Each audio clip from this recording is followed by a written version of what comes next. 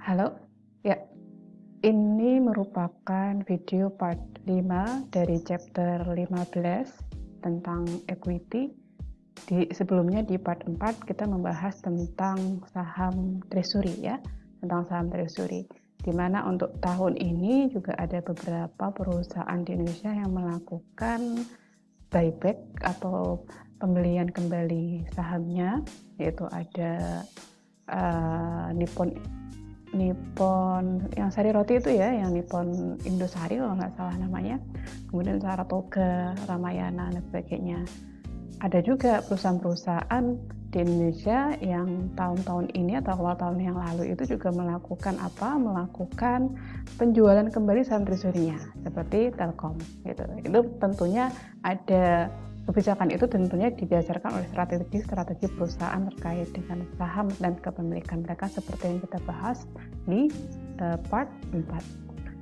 Part 5 ini kita masuk ke learning objective 3 yaitu tentang akuntansi dan pelaporan terkait dengan dividen.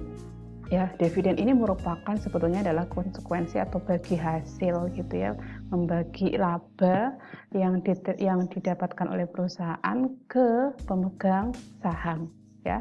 Yang membeli saham kita itu nanti kita akan kasih dividen gitu.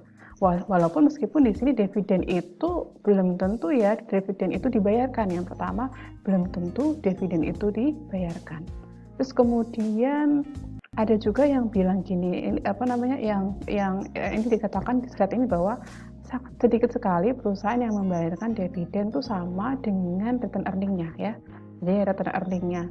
Tapi kalau misalnya nanti return earning-nya dibagikan semua ke dividen, artinya modal mereka atau saldo labanya itu kan nggak ada ya. Ketika nggak ada, untuk pengembangan perusahaan, internal perusahaan itu ya mungkin terbatas gitu ya. Itu adalah salah satu alasannya. Nah sekarang kita lihat why, kenapa gitu. Jadi penerbitan atau pemberian dividen itu biasanya sih memang mengambil sedikit proporsi dari return earning. Misalnya berapa persen nih gitu ya, persentasenya itu nanti akan ditentukan pada rapat umum pemegang saham. Nah, why di sini kita bahas ini satu persatu karena terkait dengan apa? Terkait dengan perjanjian kreditor, terkait dengan debt covenant misalnya kan.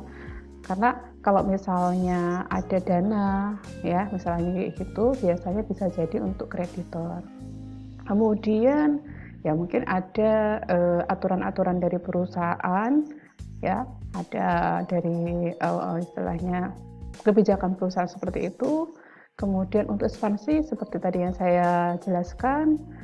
Kemudian ada juga untuk smooth out dividend payment. Jadi dividend payment itu dikelola supaya dia tidak tiba-tiba itu dividennya tinggi banget atau mungkin misalnya nanti turun rendah banget gitu. Jadi istilahnya dividen itu misalnya kalau meningkat ya meningkatnya perlahan-perlahan seperti itu. Nah, ada juga terkait dengan to build up cushion against possible loss. Kalau misalnya nanti terjadi adanya loss gitu ya, ada kerugian, terus kemudian RE-nya itu masih ada, nggak habis untuk dividen, maka RE itu bisa untuk istilahnya nalangin loss itu. Kan loss itu akan mengurangi return earning ya. Kalau return earningnya nggak ada, kemudian nanti perusahaan rugi, itu ngambil dari mana gitu kan.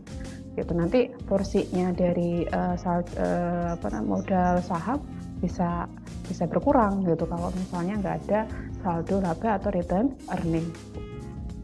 Kemudian di sini ya, di sini kalau misalnya perusahaan itu mau menerbitkan dividen ya, kalau mau menerbitkan dividen sebetulnya ada beberapa hal yang harus diperhatikan ya.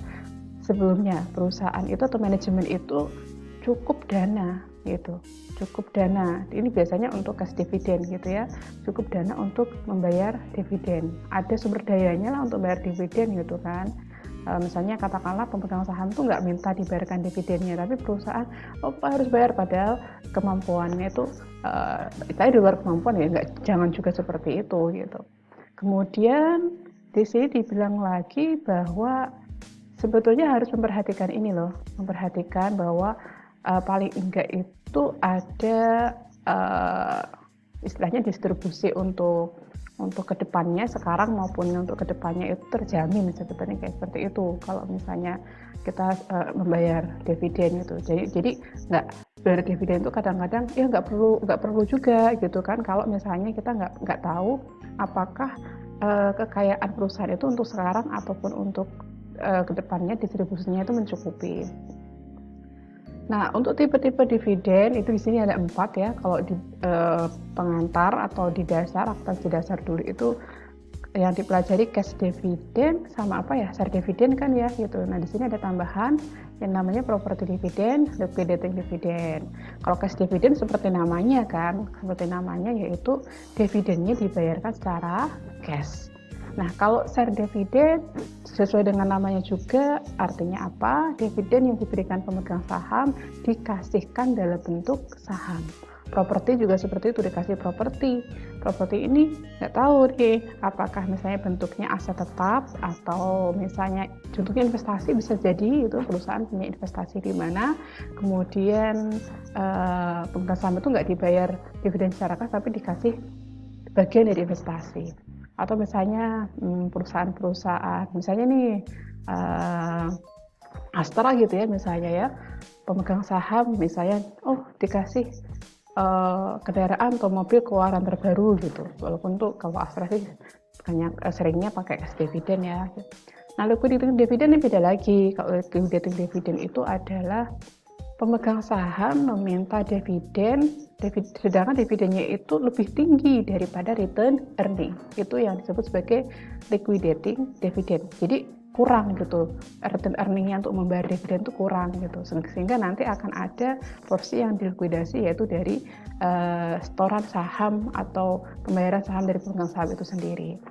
Nah, keempat tipe ini semuanya ya. Nah, ini tapi dibilang juga sih kecuali share dividend itu mengurangi equity. Nah, saya tadi mau bilang bahwa keempat dari pembayaran dividen ini tentu saja dia akan mengurangi porsi dari return earning. Keempat-empatnya mengurangi porsinya return earning. Nah, sedangkan untuk yang pertama sampai ketiga ini dia akan mengubah atau mengurangi total ekuitas perusahaan korporasi. Kita lanjutkan ke cash dividend ya.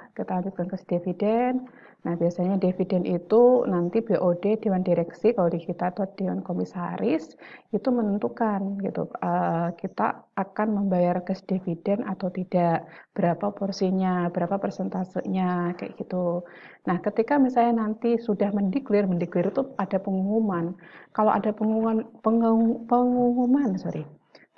itu seperti ada janji kan ya, seperti ada janji bahwa perusahaan itu akan memberikan dividen nih. Nah, ketika ada janji, itulah dianggap sebagai liability atau kewajiban perusahaan. Nah, itu. Ini juga dibilang bahwa perusahaan itu nggak perlu membayar dividen atas saham treasury. Kenapa? Saham treasury kan udah ada di dalam perusahaan. Ya masa iya perusahaan itu memberikan dividen untuk internal sendiri gitu kan, untuk perusahaan sendiri. Kalau untuk internal perusahaan sendiri kan nanti juga balik-balik juga cashnya ke perusahaan itu gitu. Jadi ya sama aja gitu ya. Jadi memang nggak ada tuh dividen untuk saham treasury gitu. Dividen itu untuk saham outstanding, saham yang ada di pasaran yang beredar. Nah, maka dari itu ada tiga tanggal yang harus kita perhatikan, yaitu adalah ketika declaration, ketika tanggal pengumuman ya. Kemudian ketika pencatatan ini record ini bukan pencatatan akuntansi bukan, tapi pencatatan siapa-siapa saja pemegang saham yang mendapatkan dividen, ya semuanya ya itu ya, tapi kan di list gitu kan, dividennya itu pemegang sahamnya siapa, porsinya berapa gitu ya. Nah, kemudian date of payment ini adalah pembayaran. Jadi ketika bayar. Untuk akuntansinya, pencatatan akuntansi di sini yaitu dua waktu ini yang perlu kita catat secara akuntansi, yaitu ketika perusahaan mengumumkan ada dividen, yaitu nanti muncul liability karena ada janji dari perusahaan. Kemudian payment berarti nanti membayar liability tadi. Jadi di sini itu nanti muncul namanya liability gitu.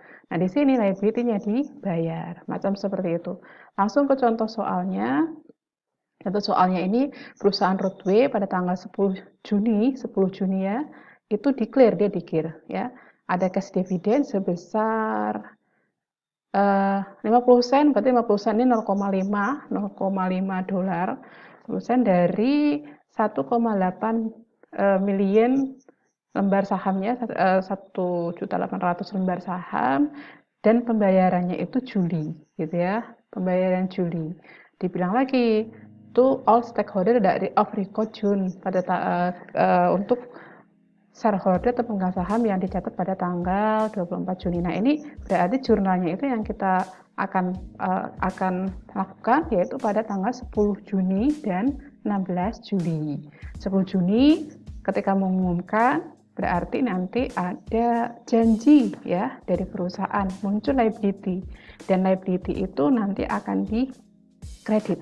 Apa liability-nya? Karena berupa dividen, nanti yang dikredit itu berupa dividen payable. Nah, kemudian debitnya apa gitu ya? Karena dividen itu mengurangi return earning,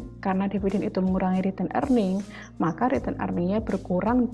Nah, kalau return earning berkurang berarti di debit, sehingga jurnalnya pada 10 Juni itu adalah return earning-nya di debit, dividen payable-nya di kredit. Oke, tanggal 24 nggak ada ya, no entry. Kemudian untuk tanggal 16 nih, untuk tanggal 16 ketika pembayaran. Tadi kan ketika tanggal 10 Juni itu muncul payable, gitu ya. Muncul liability, kewajiban. Nah, kewajiban itu ditunaikan, dibayarkan pada tanggal 16 Juli. Sehingga dividen payable itu yang awalnya dikredit akan kita debitkan. Bayarnya pakai apa? Pakai cash di sini dalam hal ini kan, karena cash dividen, maka cash berkurang. Kalau cash berkurang maka dikredit. Sehingga tanggal 16 Juli jurnalnya adalah dividen payable pada cash. Sebesar berapa? Sebesar 900.000. 900.000 ini dari mana? Tadi itu yang sudah ditentukan. Dia kan bilang bahwa dividennya adalah 0,5 dolar per lembar. Sedangkan punya 1,8 juta, dikalikan saja. Kalau untuk properti dividen, ya, jadi perusahaan itu membayar dividen tapi tidak menggunakan kas.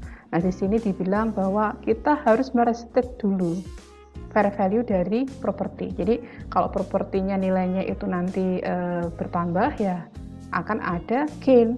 Kalau misalnya nanti propertinya berkurang, ya berarti akan ada loss gitu. Langsung contoh soal, oke? Nah, ini perusahaan Van Limited ya.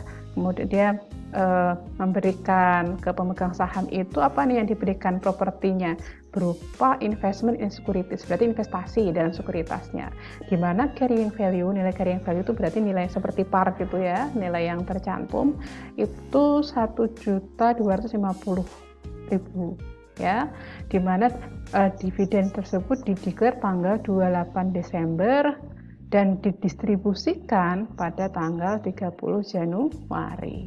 Oke, kalau record nggak dibahas. Nah, pada tanggal declaration sekuritasnya itu ternyata fair value-nya segini nih, 2 juta. Berarti ada kenaikan kan ya?